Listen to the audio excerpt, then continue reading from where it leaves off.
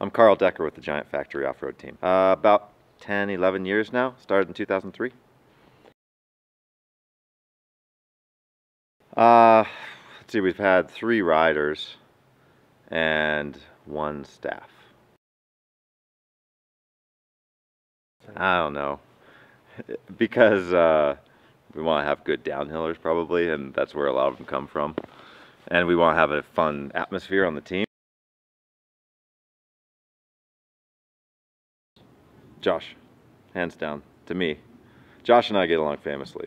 Everything's a joke, everything. I mean, he's one of those guys, and they're rare and special, that the worse things get, the funnier it is and the better time you have, you know. At what? I don't think those other guys have the chops to be as fast as Josh in enduro.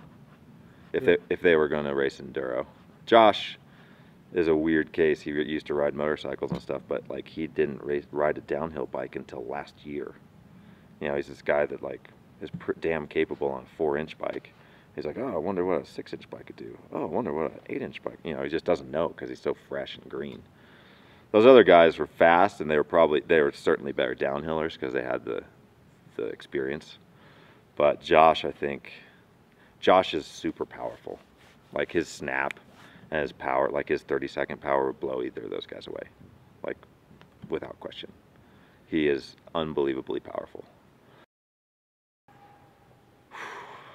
God, they're all so good. I'd say Rando is pretty good. Emil, I'd say. I mean, he was young, you know, he couldn't keep up with the hardened older guys on the circuit. He did his damnedest to try, but you know, he'd get upside down pretty quick. I'd say Emil was. Emil was pretty, yeah. He's a young kid. He's like, you know, on the road for the first time. Josh is not lazy. Rando wasn't that lazy. Emil maybe rested on his talent more. I'd say Emil. But he had a lot of talent, so whatever keeps the fire burning, you know.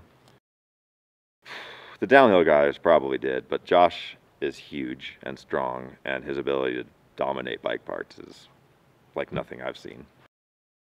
All of them have their own vernacular.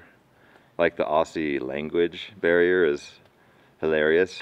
Josh is pretty easy to understand, but he uses so many far out there things that you're usually using context to tell what he means. You know, he's using shit that doesn't even make sense, but like you can tell it means like, that's awesome, or whatever, you know.